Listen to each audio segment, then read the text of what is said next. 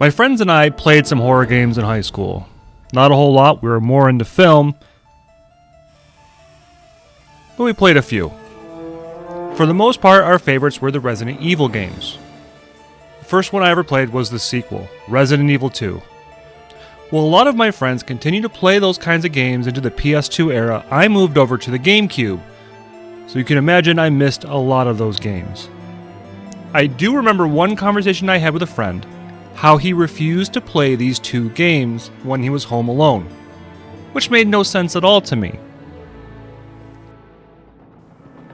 The guy wasn't scared easily, so of course later when I saw a sale on the PS3 for digital copies of those games, I had to buy them. Was easily one of the best choices I've made. Now the first game is not exactly my favorite in the series, but it does introduce us to a reoccurring character for the franchise, of Miku Hinasaki. Miku is the second character we get to play in the first Fatal Frame game. The introductory area to the game you actually play as her brother, Mafuyu. Both have some psychic abilities, which is why they are both in the Himuro mansion to begin with. The older brother ends up missing after searching for a folklorist who also went missing inside of this mansion. She stumbles upon the camera obscura, which the two had inherited from their mother. If you haven't played the game before, the only way you can defend yourself in this game is to take photos of the ghost using this camera. I may have the model from the second game tattooed to me. Anyways, in search for her brother, she stumbles on the last of the Shrine Rope Maidens, a ghost that places a curse on her which will kill her if not taken care of. Throughout the course of this game, even if it's only dealing with that aspect of it, Miku gets put through the ringer. First off, she has to deal with the fact that the mansion and the surrounding land she's exploring throughout the game was the site of a ritual that was meant to seal the Hellgate. The last attempt had failed, and it brought on what is referred to as the Calamity. The ghost of the Shrine Maiden Kairi became too attached to the world, and when they performed the ritual, she had regrets. Somehow, that is all that was needed to let the evil flood through the estate, killing 1,347 people.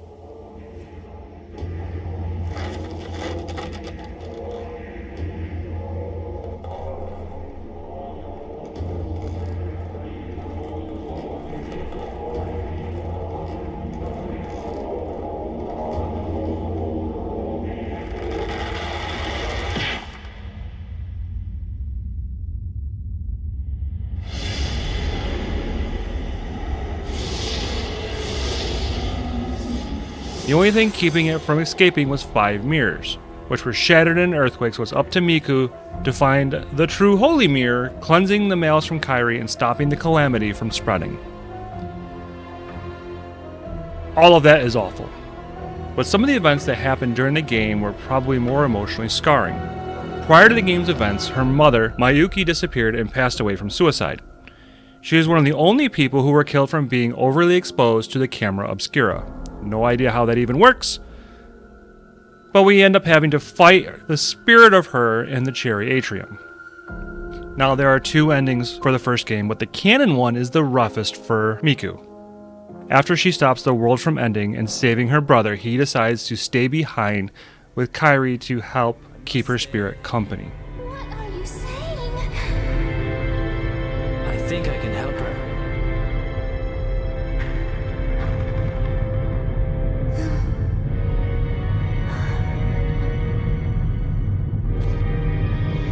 Miku, you go on without me.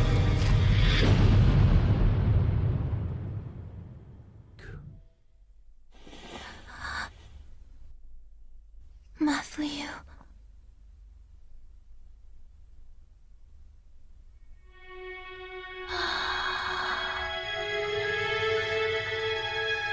Look, their souls are all going back to where they belong.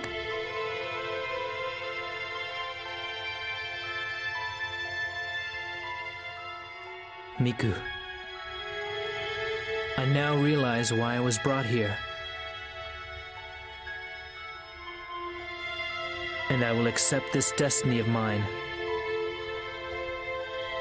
Miku, Thank you for everything.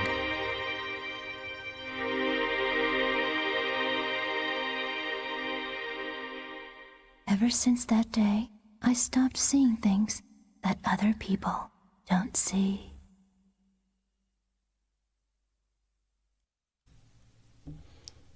The next time we see Miku is in Fatal Frame 3. There was some convoluted backstory about how before the events of the first game the siblings were entrusted to use care, only for him to have died before the events of the third game. When we get to pick things up, Miku is living back at that residence, but she's employed by Rii Kurosawa, Yu's fiancé, who is a photographer. There is no mansion in this game, at least not directly. In their dreams, Rei and Miku are drawn to the Manor of Sleep, part of the Kuzu Shrine that was removed from the physical world and will only reveal itself to survivors ridden with guilt in their dreams. If that person has a deep longing for death themselves, they will be compelled to enter the shrine every night in their dreams and search for the ones they lost. Clearly for Miku, the one she lost and longs for the most is her brother, Mafayu. Now, it wouldn't be a Fatal Frame game without a curse. This one takes form of a growing tattoo that'll cover the body and gets worse throughout the game's progression. Miku gave in to the curse and is at one point basically catatonic. This time she was in need of saving and she wasn't going to be able to do it herself.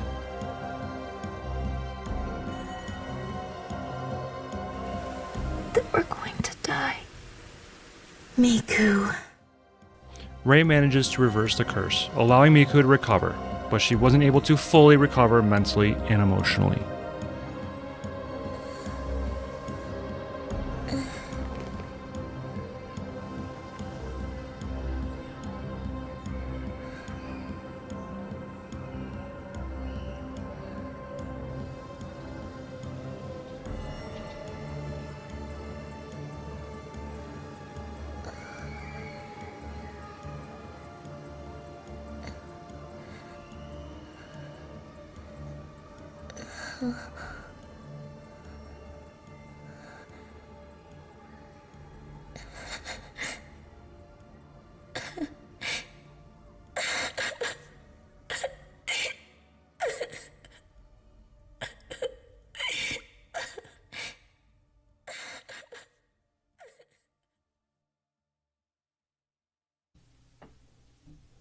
This time we don't get to play as Miku.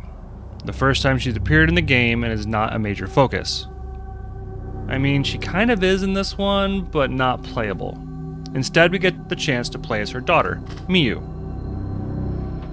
Now this is where things get a little weird because she didn't get pregnant the old-fashioned way. I mean, it's probably closer to some religious stories than anything else. Miyu is a Shadowborn, the product of Miku performing the ghost marriage ritual with her brother's spirit so they can be together in the afterlife. I don't have much time left.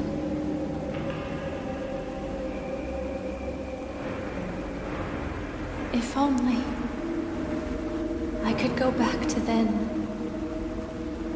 If things could just be as they were.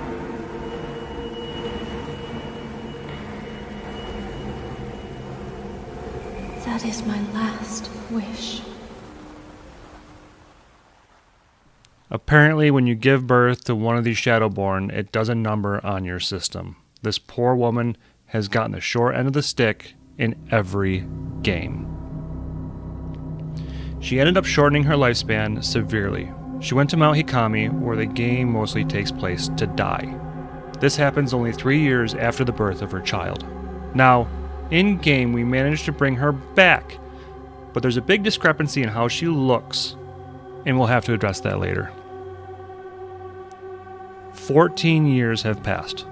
Let that sink in. She was apparently on the mountain for 14 years before being found by her own daughter. After being brought back into town, she basically sleeps the rest of the game until the ending. When we find her there is something off. She doesn't look as old as she should. She appears the same as she did when she was 23 instead of the 37 like she should. If you're paying any attention, that would mean that her time in the mountain she managed to not age at all. This brings me to a theory that had been floated around, but I'll have to save it for just a little bit longer. There's yet to be a sequel to this game, and we are left with two endings. Since one is considered the good ending while the other is considered the bad ending, I feel like we'll have to assume the good ending is canon for now, although with this series they tend to be rather harsh in determining the fate of the characters. The good ending involves Miu waking up from the dream to find that Miku is still laying there next to her. Miku is still going to die, but they'll be able to spend some time together before that happens. Alright, so this is where my theory comes in. Miku's dead. Has been the whole game.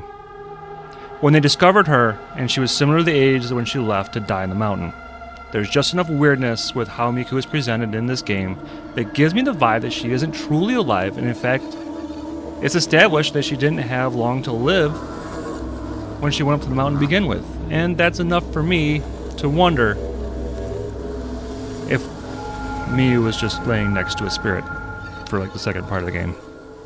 But hey, that's just a theory. A game theory. Thank you for watching my very first video on the Fatal Frame series. At least I think it's my first one. I kind of don't remember any prior ones, so I'm saying it's my first. If you like it, hit that like button, subscribe to the channel. We'll see you next time. Long days, pleasant nights, and may you have twice the number.